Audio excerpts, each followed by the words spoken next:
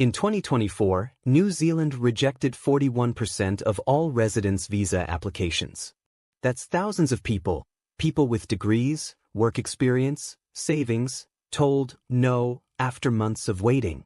But here's the thing, 3 pathways had approval rates above 85%. If you pick the wrong route, you could waste $15,000 and 18 months of your life. So what are these 3 hidden pathways that immigration officers are actually approving? Let's find out. But wait, before we begin, please subscribe to ensure that you never miss out on any of my essential videos. Subscribe and leave your comments below, and I will welcome you to our community. With that said, let's get started. Meet Priya. She's 32, a software engineer from India with 8 years of experience. In 2023, she applied for New Zealand residency through the skilled migrant category. 14 months later, she got a 1-sentence rejection email. No explanation. No appeal option. She told me she cried in her car for an hour, $12,000 gone, no path forward. But 8 months later, she was holding permanent residency in her hands. What changed? She discovered one of the 3 pathways I'm about to show you. But before I reveal her secret, you need to understand why New Zealand changed everything in 2024. According to Immigration New Zealand's annual report for 2024, residence visa approvals dropped 23% compared to 2022. The government isn't playing games anymore. They want specific skills, not general talent. And thousands of families like Priya's are stuck in limbo right now, refreshing their email every morning, watching their bank accounts drain. If you've been researching New Zealand visas and feel confused by conflicting information online, YouTube videos from 2022 that don't apply anymore, immigration forums with outdated advice, this is for you. Let's cut through the noise. Here are the 3 paths that actually work in 2025, ranked from hardest to easiest. Number 3 is the one everyone tries first, and it's exactly why most people fail. This pathway sounds perfect on paper. You earn points based on your age, qualifications, work experience, and job offer. Get 160 points, submit your application, wait for approval. Simple, right? Wrong. There's a hidden trap that catches 60% of applicants, and almost no one sees it coming. Here's how it works. You can earn up to 30 points for being under 40 years old. Up to 70 points for your qualifications. A bachelor's degree gets you 40, a master's gets 60. Up to 50 points for skilled employment in New Zealand, and up to 20 for overseas work experience. Add it all up, hit 160, and you're in. That's what they tell you. But here's the shocking part. In 2024, the median processing time jumped to 18 months. That's double what it was in 2022. And that's if you get approved. Let me tell you about Marcus. He's 28, a physiotherapist from the UK with 5 years of experience. He calculated his points, 165 total. Bachelor's degree, under 40, skilled job offer lined up. He was confident he'd get approved in 6 months, maybe less. He quit his job in London, sold his car, told his family he was moving to New Zealand. Then his application sat in a queue for 19 months. The problem? His job wasn't on the green list. And that's when everything fell apart. Immigration New Zealand prioritizes green list applications. Everyone else waits. And waits. Marcus's employer in New Zealand couldn't hold the position for that long. They hired someone else. With no job offer, his application was rejected. He had to return to London, restart his life, and eat the $11,000 he'd spent on visa fees and immigration advisors. If Marcus had known about path number 2, he'd be living in Auckland right now. But he didn't. Here's the hidden trap. Immigration advisors report that 60% of skilled migrant category rejections are due to insufficient evidence of skilled employment.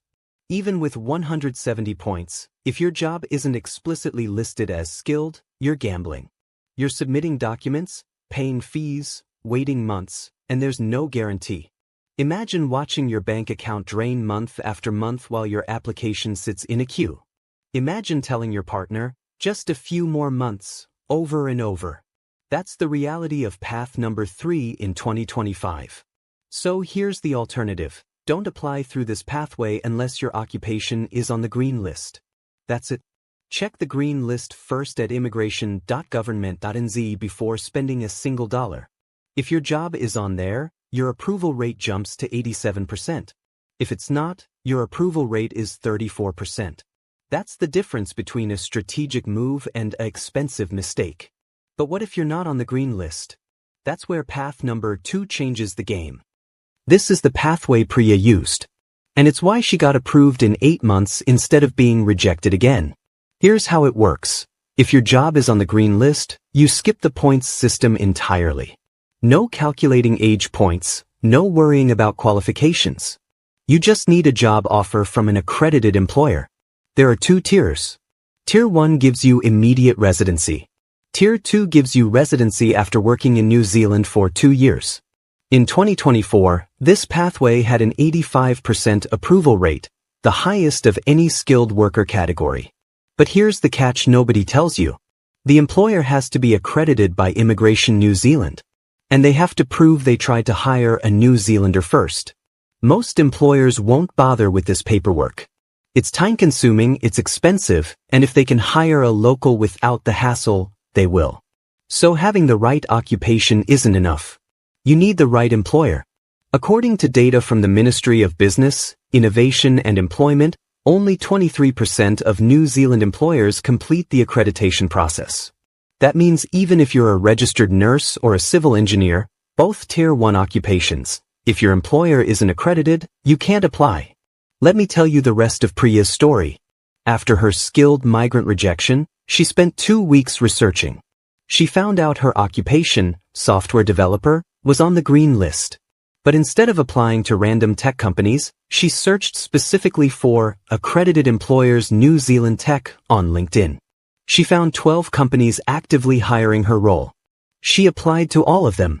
3 responded. 1 offered her a job. She told me the moment she got the approval email, her hands were shaking so much she couldn't type a reply. She'd been waiting, checking her email twice a day for months. And when it finally came, it felt surreal. She applied in March 2024. She was approved in November 2024. Her 6-year-old daughter starts school in Wellington next month. That's the power of picking the right pathway. But here's what immigration officers don't publicize. 15% of green list approvals get audited after you arrive. If your job duties don't match what was on your application, they can revoke your visa. I'm not trying to scare you, but you need to know this. Keep detailed records of your daily work tasks for the first 2 years. It sounds paranoid, but it's protection. Save emails from your boss, keep project documentation, take notes. If you ever get audited, you'll have proof. So who is path number 2 for? Healthcare workers, nurses, doctors, midwives, engineers, civil, structural, electrical, ICT professionals, developers, data analysts, cybersecurity specialists, construction project managers. If you're in one of these fields and you're willing to do employer research upfront, this is your fastest route. Average time to residency, 10 to 14 months. But what if you don't have specialized skills? What if you're a teacher, a graphic designer, a retail manager, jobs that aren't on the green list? Path number 1 might actually be easier. This is the pathway with the highest approval rate in all of New Zealand immigration. 92% in 2024. But it comes with emotional risks most people don't prepare for. Here's how it works. If you're in a relationship with a New Zealand citizen or permanent resident, you can apply for a partnership-based residence visa. That's it. No points system. No job requirement.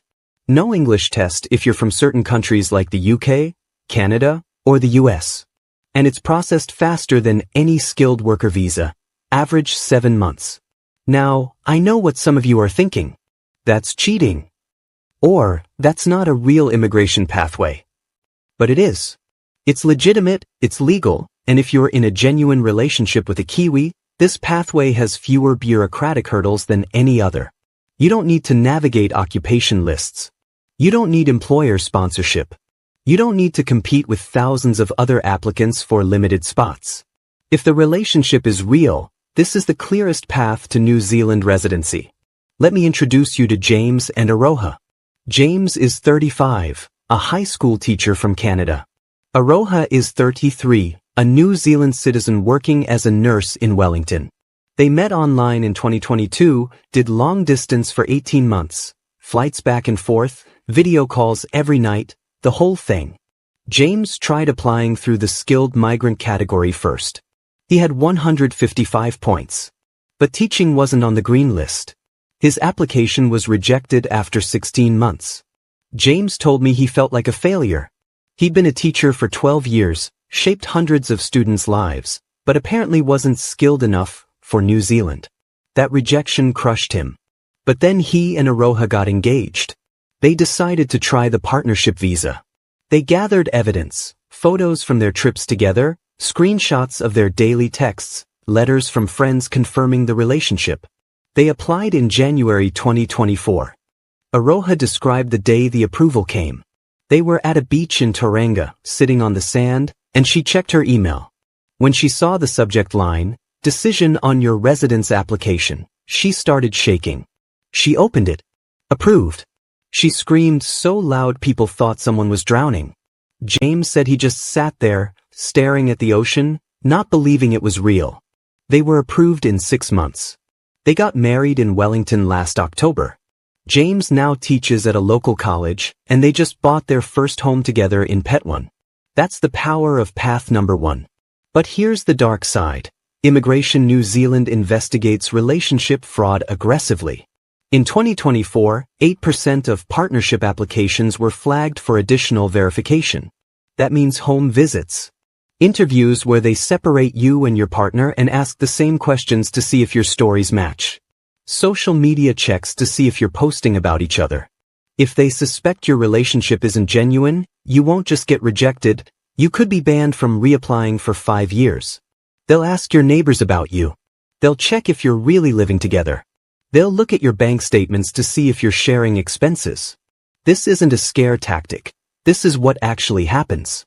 And if you're caught in a fraudulent relationship, the consequences are severe. So here's the alternative. Document everything. Photos together from different time periods. Chat logs showing daily communication. Joint bills, electricity, internet, rent. Travel records. Even receipts from dates or groceries you bought together. It sounds excessive, but it's your protection. Immigration lawyers recommend having 200 pieces of evidence for borderline cases. I'm not saying you need that many, but the more you have, the stronger your application. And if possible, live together for at least 6 months before applying. Cohabitation history is the strongest evidence you can provide. If you're in a genuine relationship and you're willing to prove it transparently, this is your clearest path to New Zealand. But don't take it lightly. Treat this application like your future depends on it, because it does. So which pathway actually makes sense for your situation? Here's how to decide. Let's make this simple. Ask yourself 3 questions. Question 1. Is your occupation on the green list, and can you find an accredited employer? If yes, go for path number 2, straight to residence. Search New Zealand accredited employers, plus your industry right now. If you find 5 or more companies, this is your route. You'll get approved in 10 to 14 months, and you won't have to mess with the point system. Question 2. Are you in a genuine relationship with a New Zealand citizen or resident? If yes, go for path number 1, partnership-based residence. Don't feel guilty about using this pathway. It's legitimate, it's legal, and it's designed for exactly this situation. Just make sure you document your relationship thoroughly. You'll get approved in 6 to 8 months if everything checks out. Question 3. If neither of those applies, do you have 160+ points and a skilled job offer? If yes, you can try path number 3, skilled migrant category. But know this will take 18+ months, and it has the highest rejection risk. If your job isn't on the green list, you're gambling. Proceed with caution. And here's the hard truth. If none of these pathways apply to you right now, New Zealand residency isn't realistic in 2025. But that doesn't mean never. Consider getting a work visa first, building New Zealand work experience, and then reapplying through path number 2 in 2 to 3 years. Priya spent 18 months on a work visa before her green list application. Temporary setbacks aren't permanent failures. Here's what I want to know. Do you think New Zealand's immigration system is fair? They rejected 41% of applicants in 2024. Skilled people. People with degrees and years of experience. People who just wanted a chance at a better life. But they approved 92% of partnership visas. Some say the system is too strict, that it keeps out talented people who could contribute to the economy. Others say it protects Kiwi jobs and prevents overcrowding. What do you think? If you're watching this, you probably have a dream of living in New Zealand. Maybe it's for the work-life balance. Maybe it's the nature, the mountains, the beaches, the clean air. Maybe you just want a fresh start somewhere far from where you are now. I get it. Immigration is stressful. It's expensive. It's emotionally draining. You're putting your life on hold, hoping for approval that might never come. But thousands of people just like you make it every year. The difference is they picked the right pathway. They did the research. They prepared their applications carefully. They didn't rush. So here's my question. Which pathway matches your situation? #1, number 2, or number 3? And be honest. Would you consider a partnership visa if you met someone from New Zealand, or does that feel too risky? Would you move to a new country for love, or does that sound reckless? Drop a number in the comments, 1, 2, or 3, and tell me if you think New Zealand should make immigration easier or keep it strict, and do not forget to hit the subscribe button. The debate in the comments is always more interesting than the video. Let's see where this goes.